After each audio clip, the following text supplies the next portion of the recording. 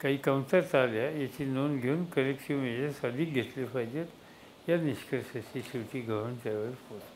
पण साहेब, लोकानुनयाकरता भविष्य काळामध्ये राजकारणामध्ये अशा प्रकारच्या रिटॅलिएशनचं स्वरूप काही वेगळ्या पद्धतीने राजकारणात होऊ शकतं असं वाटतं आपल्याला?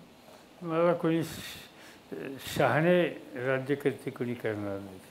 हे करण्यात त्या देशाचं प्रचंड नुकसान होईल. नाही, पण रिटॅलिएशनचं स्वरूप दाखवून एक उत्तर देण्याकरता म्हणून. त्याला मार्ग वेगळे आहेत. त्याला लोकास्वार आहे ना. म्हणजे तुम्ही वर्तमानपत्रात वाचतात ना, पाकिस्तानमध्ये सुद्धा काय होतं आहे, तिथेही कुठं काहीतरी हॉटेलमध्ये स्फोट झाला, इतके लोक गेले, तिथं हे झालं, तिथं झालं.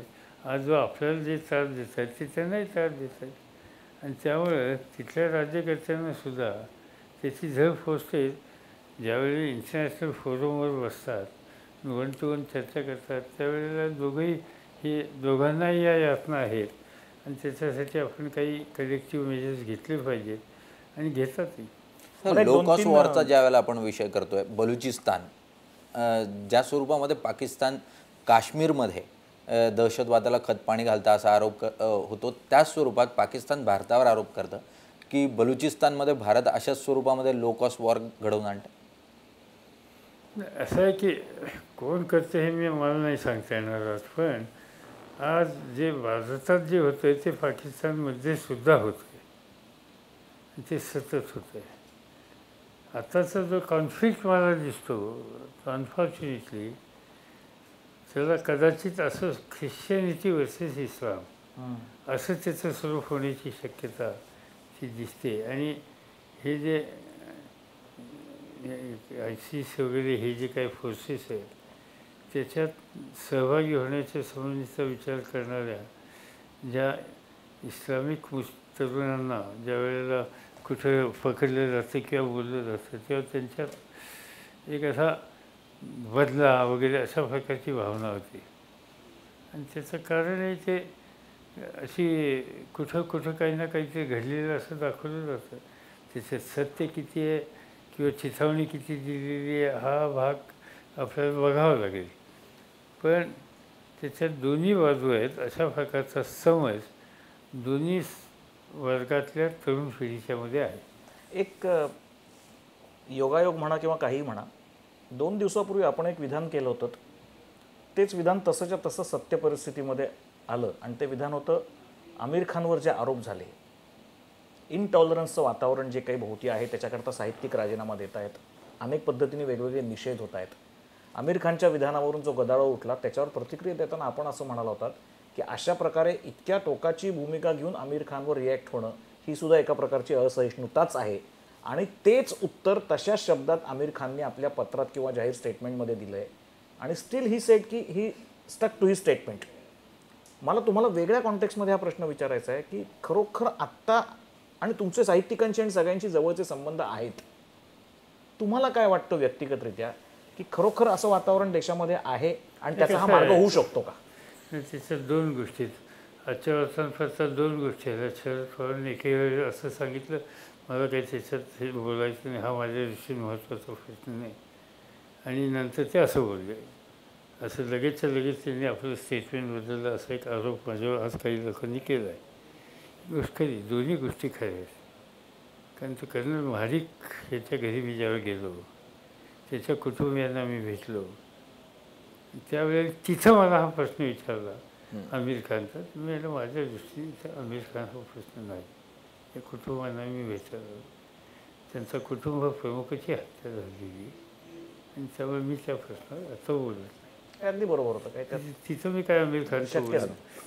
आणि नंतर मला काल कराडला विचारायच्या नंतर मी हे सांगितलं. 2 गोष्टी आहेत याच्यामध्ये. अलीकडे चित्र काय दिसतं आपल्याला, आता गेल्या आठवड्यामध्ये मी आसामच्या गव्हर्नरचं एक स्टेटमेंट बघितलं. त्यांनी काय स्टेटमेंट केलं, काहीतरी देशात राहू नये किंवा मुसलमानांनी पाकिस्तानात जावं अशा वगैरे अशा अर्थाचं असतील त्यांनी पाकिस्तानात तसं असं एक स्टेटमेंट त्यांनी केलं. दादरीचा इन्सिडेंट देशाच्या समोर आहे. हा आसामच्या मुख्यमंत्र्याच्या आधी हरियाणाच्या मुख्यमंत्र्यांनी एक स्टेटमेंट असं केलं. आज आणखीन एकाचं स्टेटमेंट असं आहे की जर अशा गोष्टी केल्या तर त्यांना हे करा, म्हणजे जवळपास संपवा अशा अर्थात. ही जी सतत स्टेटमेंट होत आहेत आणि त्या स्टेटमेंट देणाऱ्यांच्या पाठीशी एखाद्या राज्याचा गव्हर्नर, एखाद्या राज्याचा मुख्यमंत्री, हां एखादा दुसरा कोणतरी अतिरेकी बोलण्याच्या संबंधीचा ज्याचा लौकिक आहे, जो कुठल्या साधा म्हणजे संस्थात्मक यंत्रणेचा कोणी घटक नाही, तर त्याच्याबद्दल लोक बोललं तर दुर्लक्ष करतील.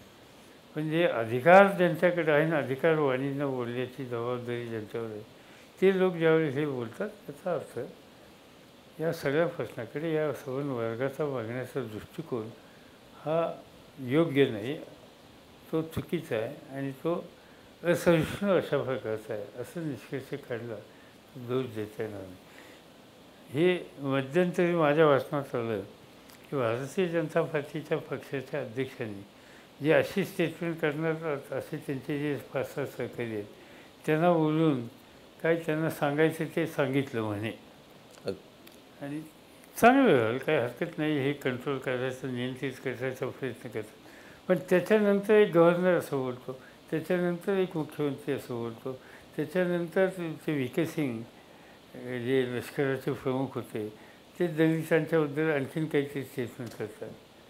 मला असं वाटतं की ह्या सगळ्या गोष्टी ज्या येतात त्या समाजामध्ये एकतर लहान घटकांच्यामध्ये चिंतेचं वातावरण तयार करण्याच्यासाठी मदत करणार आहे आणि उद्या कोणी असहिष्णुतेचं वातावरण त्याला म्हणलं तर त्याला नकार आपल्याला देता येणार नाही. दुर्दैवानं अशा गोष्टी ज्या घडायला नको त्या घडतात. मला आपल्या अखेरच्या चरणाकडे आपल्याला आणताना 3 प्रश्न शेवटचे विचारायचे आहेत, राहवत नाही म्हणून मी विचारतो. आयुष्यभर तुम्ही एका काँग्रेस संस्कृतीशी स्वतःची बांधिलकी मानलीत. हे सोडून देऊ आपण की तुम्हाला 99 नंतर स्वतःचा वेगळा पक्ष काढावा लागला, पण तरी तोही काँग्रेसच्या विचारांशी जवळीकच राखून आपण काढलात. एक नवीन फळी उभी केली तरुणांची, त्यानिमित्ताने नवीन नेतृत्व उदयाला आलं. आज तुम्ही मूळ काँग्रेस पक्षाच्या नेतृत्वाकडे कसं बघता आहात? आत्ता पुन्हा राहुल गांधी वेगवेगळ्या ठिकाणी पुढे येत आहेत. याच्यानंतरच्या काळात राहुल गांधीच पक्षाची सूत्र हातात घेतील असं चित्र आपल्याला दिसतंय सगळ्यांना. तुम्ही या नेतृत्वाकडे कसं बघता? हे नेतृत्व यशस्वी ठरेल असं आपल्याला वाटतं येत्या काळामध्ये? असं आहे की माझं काही फारसा जशी व्यक्तिगत परिचय नाही आहे आणि त्यामुळं आपण जे असेसमेंट करतो पर्सनल ते नाही. माझं जे असेसमेंट आहे, तुम्हा लोकांचं जे असेसमेंट मीडियावरनं भाषणावरनं वगैरे त्याच्यातनं 2 गोष्टी दिसतात की हा ग्रस्त सध्या कष्ट खूप करतो असं दिसतं, फिरतो सगळीकडे वगैरे वगैरे. म्हणजे सगळं फिरत असताना प्रश्न समजून कशा पद्धतीनं आपण लोकांच्या समोर आपली भूमिका मांडली पाहिजे त्याच्यामध्ये मला असं वाटतं की दुरुस्त करायला वाव आहे. मोदी सरकार त्यातल्या अनेक गोष्टी आम्हाला मंजूर नाहीत, आम्ही विरोधी करतो, टीकाही करतो त्याच्यामध्ये.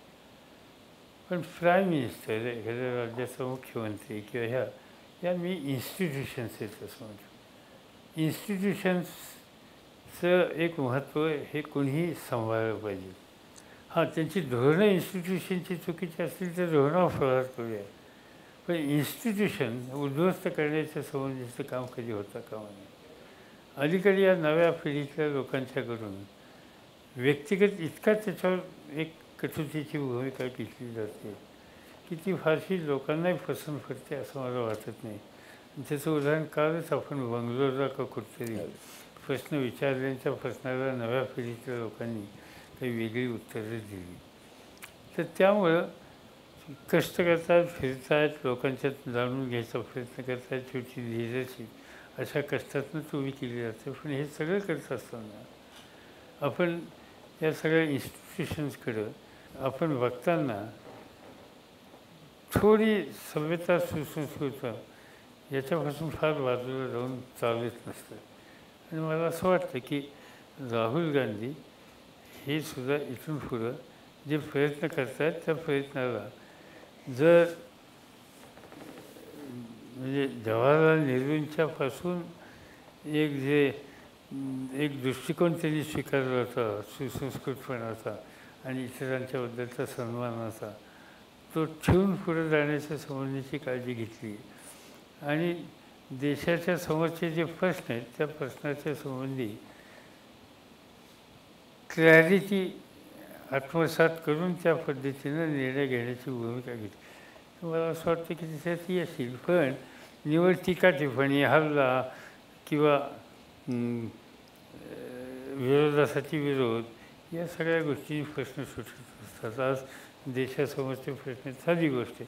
उद्या पार्लमेंटच्या समोर एक कर पद्धतीच्या संबंधी जी एस टीचं एक बिल आहे. आम्ही लोक सरकारमध्ये होतो तर आम्ही बिल तयार केलं, आम्ही मांडलं, तर बी जे पीने विरोध केला. तर विरोध करण्याच्यामध्ये पुढाकार घेतला मोदींनी.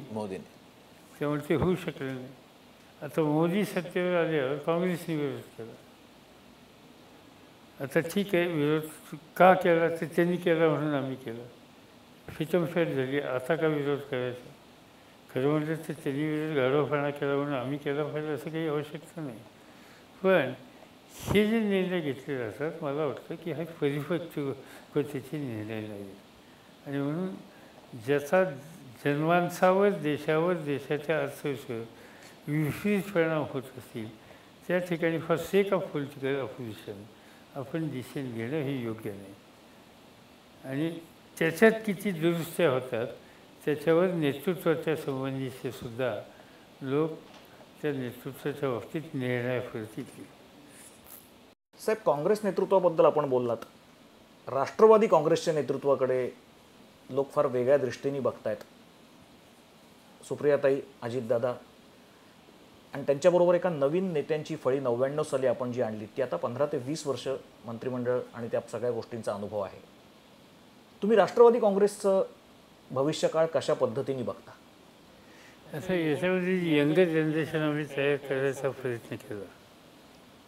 त्याच्यामध्ये मुख्य आझाद पाटील यांना आम्ही फार पुढं केलेलं होतं आणि त्यांच्याकडनं अपेक्षाही जास्त होत्या. आमच्यावर त्या समाजाच्या होत्या. त्या अपेक्षेची पूर्तता करण्याच्या संबंधीचे त्यांचे प्रयत्न होते. दुर्दैव आहे, असाध्य रोगानं ते गेले.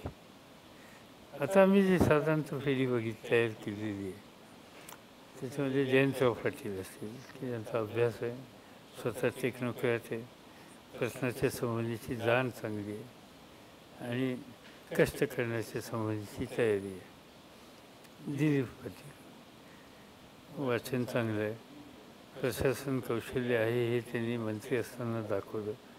एखादी जबाबदारी पडली तर ती प्रामाणिकपणे पार करण्याच्या संबंधीची त्यांची तयारी आहे. त्यांच्यासारखा नेता आम्हाला त्या ठिकाणी दिसतो. जयदत्त खेसारसारखं लहान समाजातला पण ॲडमिनिस्ट्रेटिव्ह कपॅसिटी उत्तम असलेली आणि एखादी जबाबदारी पडली तर ती उत्तम कष्ट करून पार पाडण्याच्या संबंधीची कुवत असलेली. याच्याशिवाय आता अजित पवार, त्याच्यानंतर तटकरे या सगळ्यांच्यासुद्धा ॲडमिनिस्ट्रेटिव्ह कपॅसिटी अतिशय उत्तम आहे. यात म्हणजे तटकरे आणि यांचा विधिमंडळातला परफॉर्मन्सही चांगला आहे. दुर्दैवानं त्यांच्यावर काही आरोप झालेले आहेत. आमचा त्याच्यातला दृष्टिकोन असा आहे की आम्ही त्याच्या खोलात गेलेलो आहे आणि त्यामुळे आम्हाला खात्री आहे की त्याच्यात जे काही आरोप झालेले आहेत त्याच्यात काही वास्तवचित्र नाही. पण ठीक आहे, ज्या वेळेला आपण चौकशा सुरू होतात त्यावेळेला चौकशीच्या संबंधीचं संपूर्ण चित्र स्पष्ट होत नाही तोपर्यंत आपण थोडीशी काळजी घेऊन त्या सगळ्या प्रश्नाच्या बाबतीत बघितलं पाहिजे. आणि म्हणून आपले छगन भुजबळ असतील किंवा ह्या दोघा तिघांच्याबद्दल उलटी सुलटी चर्चा. आजच छगन भुजबळांचं एक स्टेटमेंट मी वाचलं की ह्या कारणानं माझ्याबद्दल हा टार्गेट कसं केलं जातं आहे. त्यांनी त्यांची भूमिका मांडलेली आहे. त्यामुळे या सगळ्या गोष्टी आज ना उद्या स्पष्ट होतील आणि ते जे सांगतायत त्या आधारावर एकदा गोष्टी सिद्ध झाल्या तर मग यांच्यासह आम्ही जी टीम तयार करतो त्या टीमला उद्या महाराष्ट्र चालवण्याच्या संबंधीची त्यांच्यात कुवत आहे. हा जो आमचा निष्कर्ष आहे तो योग्य ठरेल. आता याच्याशिवाय आणखीनही आम्ही आता याच्यात लक्ष घातलं आहे. आणि आता धनंजय मुंडे एक लहान समाजातला तरुण माणूस, संधी दिली, फिरतोय, लोकांच्यात भेटतोय, पार्लमेंटची परफॉर्मन्स चांगला आहे, अभ्यास करण्याची तयारी आहे. तर ही अशी जी आम्ही एक सवन नेतृत्वाची फळी उभी करतो आहे आमचा सगळा विश्वास भरोसा अशामध्ये हे जे मी सांगितले तुम्हाला काही प्रातिनिधिक नावं सांगितली, असे अनेक लोक प्रत्येक जिल्ह्यात आहेत, प्रत्येक तालुक्यात आहेत आणि त्या तालुक्यात आणि जिल्ह्यात काम करणाऱ्यांशी आमचा सुसंवाद आहे. तर सगळ्यांनाच एकदम संधी देता येत नाही आणि विशेषतः आपण अपोजिशनमध्ये असताना संधी देण्याच्यासाठी मर्यादा येतात काही काळ, मर्यादित जागा असल्यामुळे आणि त्यामुळे त्या सगळ्यांनाच एकदम प्रोजेक्शन मिळत नाही. पण ते सगळेजण त्यांच्या भागामध्ये त्यांच्या परिसरामध्ये लोकांच्याशी समरसून काम करत आहेत आणि त्यांची लिडरशिप ही आज न उद्या एस्टॅब्लिश होऊन लोकमान्यता त्याला मिळेल याच्यात माझ्या मनामध्ये शंका नाही. पण मी लगेचच हा पक्ष सवन देशाच्या पातळीवर सर्वत्र प्रस्तुत होईल हा निष्कर्ष मी काढत नाही, त्याला वेळ लागेल. काँग्रेससारखा सुद्धा पक्ष हा सवन देशाच्या पातळीवर जायला वर्षानुवर्ष लागले. भारतीय जनता पार्टी किंवा जुना जनसंघ त्यांनासुद्धा सवन देशाच्या पातळीवर पोचायला जवळपास 50-60 वर्ष तर लागली. त्या पद्धतीची उमेदवारी ही NCPला सुद्धा करावी लागेल आणि ती तयारी सुदैवानं आमच्या सगळ्या सहकाऱ्यांची आहे. एक प्रश्न सर्वसामान्यांच्या मनात येतो, तो काहीसा बाळबोध आहे किंवा वाटतोही, पण तो वाटतो लोकांच्या डोक्यात की NCP स्वतःचं अस्तित्व स्वतंत्र कायम राखेल का पुढे? 100% राखेल, त्याच्यात वाद नाही. NCP हा स्वतंत्र अस्तित्व ठेवूनच पुढे जाणारा पक्ष आहे. तो आता कुठल्या पक्षात सामील होईल वगैरे नाही अशी स्थिती नाही. NCP अन्य पक्षांच्या बरोबर जिथे कार्यक्रम आणि विचारात याच्यात सामंजस्य होईल अशांच्या बरोबर एकत्रित काम करण्याच्यासाठी तयार राहील. कारण मी मगाशी सांगत असताना हा कोऑलिशनच्या पॉलिटिक्सचा जमाना आहे आणि त्या काळामध्ये समविचारी लोकांनी कधी एकत्र यावं आणि त्याची आवश्यकता असली तर त्याच्यामध्ये काही चुकीचं असं मला वाटत नाही. आणि NCP तो पर्याय हा पूर्ण सोडून देत नाही. पण NCP आपलं स्वतंत्र अस्तित्व ह्या राखण्याच्या गोष्टीच्या बाबतीत तडजोड करण्याच्या मनस्थितीत नाही. मला आनंद आहे की माझ्याहीपेक्षा ही जी नवीन पिढी जी येते तालुका आणि डिस्ट्रिक्ट लेवलला ती या प्रश्नाच्या बाबतीत या भूमिकेच्या बाबतीत अत्यंत स्पष्ट आहेत, क्लिअर आहेत. सर 99ला तुम्ही पक्ष स्थापन केला आणि 2003 साली एक दुर्धर अशा आजारानं तुम्हाला ग्रासलं. मात्र तुमच्यातला जो लढवय्या व्यक्तिमत्व आहे ते त्याही आजारावर मात करायला यशस्वी ठरलं.